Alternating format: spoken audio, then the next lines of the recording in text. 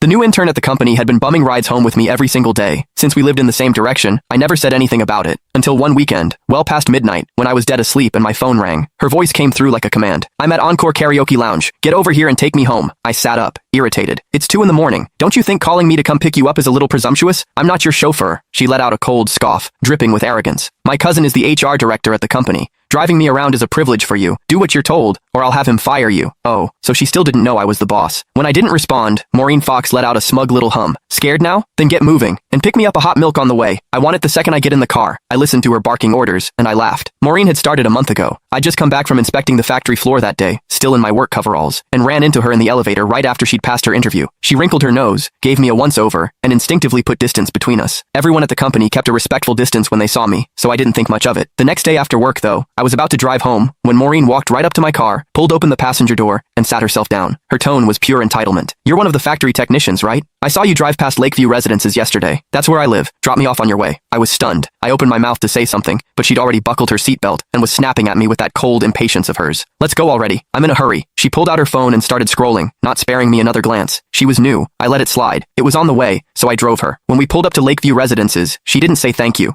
She just shoved the door shut and walked off without looking back. I thought that would be the end of it. It wasn't. From that day on, Maureen showed up in my passenger seat after work like clockwork. Never asked, never waited for an invitation. Before I could even object, she started making demands. "From now on, stop by my building in the mornings when you're heading in. Pick me up on the way. I hate the smell of smoke. I know it's your car, but no more smoking in it. I got down here 3 minutes before you today. Be faster next time. Don't make me wait. These seats are too hard. Bring a cushion for me tomorrow. Something soft. I don't like the color of this car. When you get a chance, wrap it in pink." Now I knew. Her cousin was the HR director. "Hello? Why aren't you saying anything? Are you on your way or not?" Maureen's impatient voice crackled through the phone again. I yawned. "No, I'm going back to sleep. Call yourself a cab." I hung up. Before I could even set the phone down, it rang again. Maureen again. "Are you out of your mind? You actually hung up on me? Do you have any idea that my cousin is sitting right next to me?" I replied lazily. "Oh, and?"